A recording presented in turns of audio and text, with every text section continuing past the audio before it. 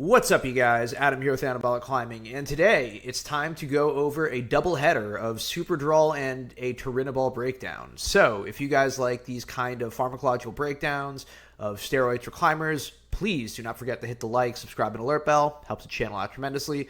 Join the Discord. We've got over 40 members in there of climbers, anabolic enthusiasts. We have arm wrestlers, powerlifters, and a whole bunch of other awesome athletes. So come, hang out. It's a good time. Anyway, I have been bashing my head on this V7/V8 dyno for the last two sessions. And one of the cool parts about being me is sometimes drugs just happen to find me.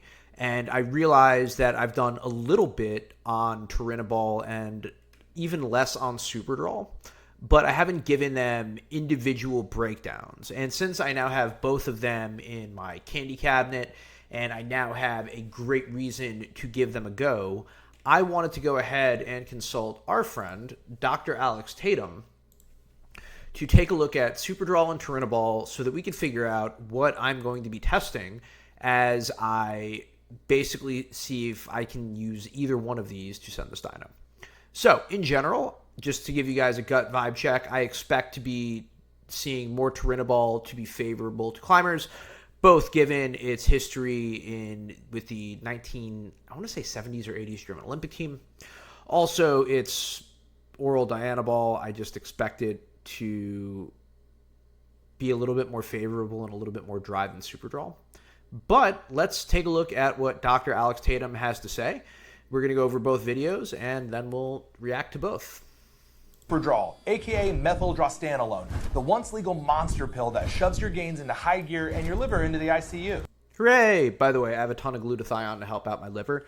But yeah, he's right. We used to be able to get superdrol at GNC in like the early 2000s, which is crazy. Picture an oral steroid that's 4 times more anabolic than methyltestosterone, yet only 20% is androgenic. And it comes in a cute 10 milligram capsule you could buy at GNC back in 2005. Mine's liquid, so we're going to have to probably go sublingual, but yeah, that's true. Sound too good to be true? Well, absolutely, because superdrol can and will turn your liver enzymes into a fireworks display. Some quick history. In 1959, the maniacs over at Syntex, the same psychopaths who brought us Anadrol, Proviron, and Masteron, decided to tweak Masteron by slapping on a 17-alpha methyl group on it and calling it methyldrastanolone. Okay, so we're talking about oral Masteron. This might be awesome. It then languished in obscurity until 2005 when supplement companies Designer Supplements and Anabolic Extreme rebranded it as Superdrol. Get it? Short for Super Anadrol? They sold this over the counter at GNC's nationwide until the FDA nuked it in 2006. Which is unbelievably diabolical. Imagine just being a teenager or just some random dude that was going to your local GNC, picking up what you assume to just be like some dope supplement, and your liver enzymes come back nuke from orbit and your HPTA is utterly crushed. And also, this is before like TRT clinics were really everywhere, so I don't think even doctors knew to like get people on TRT at the time. Like, that's crazy. Freaking high schoolers could buy superdrol along with their creatine, protein, and whatever BS test boosting supplements were being sold in the early 2000s. And now you have SARMs and peptide websites. Man, you guys got screwed. As a doctor, I cannot stress how ridiculous this was. So why did lifters go for superdrol? First off, serious dry, lean gains with zero aromatization and no estrogenic bloat. 2, crazy potency. Lab assays showed a 20-to-1 anabolic to androgenic ratio for superdrol. 3, and probably the most important, blistering speed. At 10 to 20 milligrams a day, users have reported 8 to 10 pounds of weight gain with visible fat loss in just 4 to 6 weeks. But let's talk about the price of admission. So I'm actually curious if it has any SERM-like effects. I don't think it does. Obviously, Masteron tends to limit estrogen's expression, so I would be curious if superdrol does something similar. Also, that's a boatload of tissue for such a minimal amount of androgenic load. Like, that's crazy. First, hepatotoxicity. Superdrol is one of the most hepatotoxic compounds in existence. Even 10 milligrams a day produces sky-high AST and ALT numbers, and this damage isn't theoretical. Several hospitalizations and outright liver failure cases have been reported. This is a textbook 17-alpha alkylated liver bomb. Milk thistle alone won't save you. Serious events have occurred inside the reported 6-week safe window. 2. lipid massacre. Superdrol is a potent non-aromatizable oral DHT derivative, but that means your HDL dives and your LDL soars. Welcome to the Atherosclerosis Express. 3. Natural test suppression.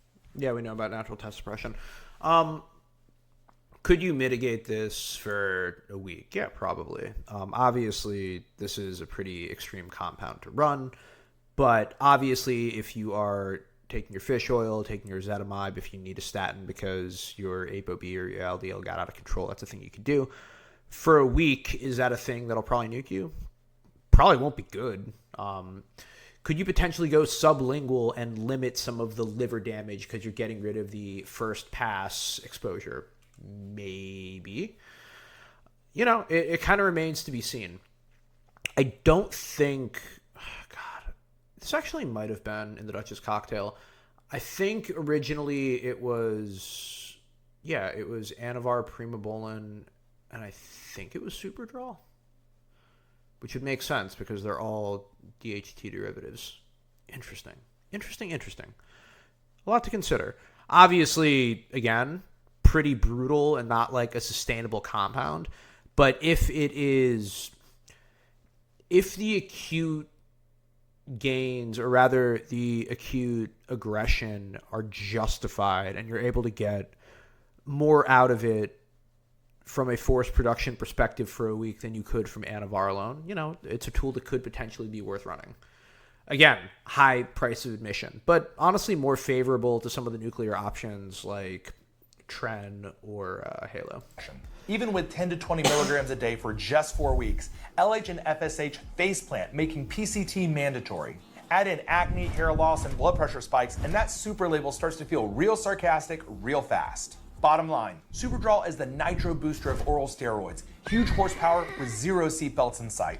Yes, it can slap on lean size shockingly fast, but it's also one of the most liver toxic compounds ever swallowed. So, need brutal short-term gains and have a good liver donor on speed dial? Go for it.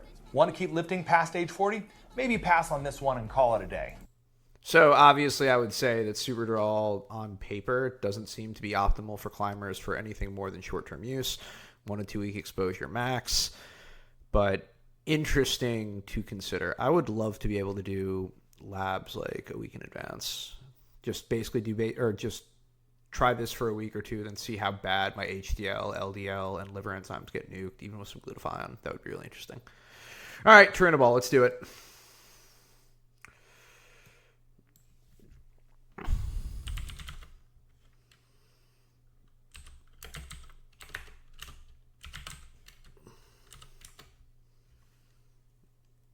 Okay, let's do it. Tbol, aka Turinabol, aka dihydrochloromethyltestosterone. Dbol's better dressed East German cousin with leaner, drier strength bumps and fewer estrogen fireworks, but your liver and lipids still gotta pay the cover. Hooray! Insert the mandatory disclaimer and let's get going. Some quick history. In the mid-1960s, during the Cold War in East Germany, pharma firm Genopharm cooks up Tbol and it becomes a centerpiece of the GDR's state-sponsored doping machine, also known as State Plan 14.25. If D-ball was a frat party, T-ball was Burgine before Burgine. Strict door policy and bloat doesn't get in. Cool on paper. By the way, a lot of the reason that the Olympic records from the German team, I guess in the 60s and 70s, held to this day is a lot of those records were set by ladies, and they were given doses high enough for them to virilize, which is not a surprise that a lot of those records would hold on because you're basically transitioning women. Their voices got deeper, their faces changed. Like, it was pretty obvious to see two folks of the German female team. I should try to post some pictures. So what is Tbol?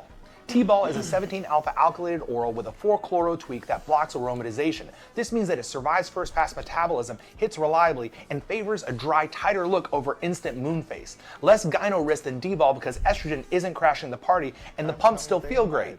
So in plain English, you get a lot of the benefits of Tbol without the drawbacks associated with the extra estrogen. I wonder if the pumps will get in the way. This is really one of the issues that I see a lot of other climbers talking about when it relates to like high-dose Anavar. This might, again, I'll let you guys know on this. I don't know if this is going to be an issue as much for ballistic climbs like a one-move dyno, but this is a thing worth considering if you're doing something that has multiple moves. But that cardiometabolic fingerprint still shows up like clockwork. Think HDL down, LDL up, and BP can nudge north even without the extra water weight. The blood pressure means I might run some telmisartan with it. That's good to know. Maybe do this after seeing my cardiologist on Friday. And because it's a 17-alpha alkylated compound, the liver still takes the hit with potential cholestatic injury.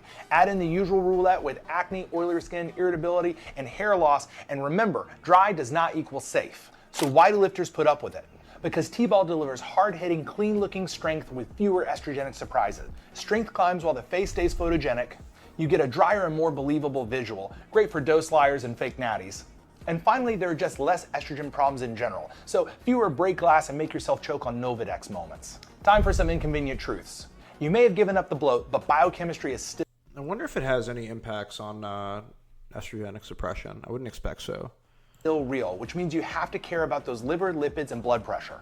And for people in competitive sports, anti-doping labs now chase long-term Tbol metabolites for months. The Berlin after-party ends, but the mass spec remembers. So actually, this is one of the reasons why it was pulled from the Duchess compound and why it was replaced with Anavar for their second version of it after the German game or after the German competition pre-Sochi.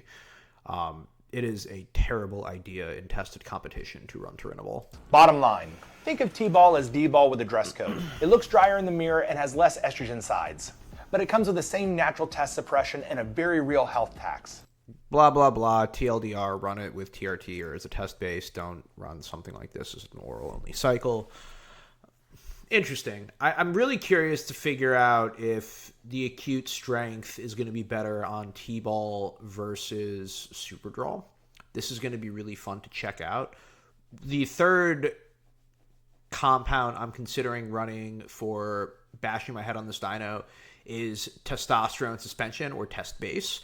I'm looking to run either 100 milligrams to 150, which would be a fuckload. Just for comparison, right?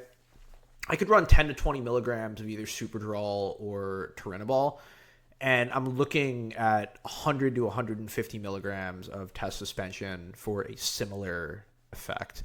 That might be psychotic. I might want to run something like 50 just to have a more apples to apples comparison. Also, that's kind of the equivalent of 2 to 3 days worth of testosterone in about 30 minutes to an hour and a half's worth of metabolism, which again, wild. Test suspension is basically testosterone without an ester.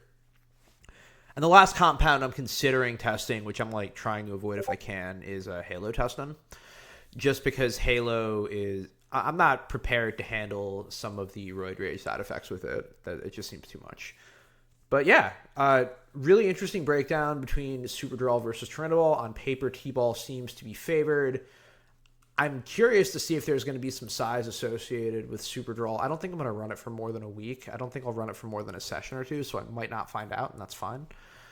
But yeah, I'm very excited to check back in with you guys later on in the week to figure out which of the two either gets me to send my first V8 dyno or which I happen to prefer.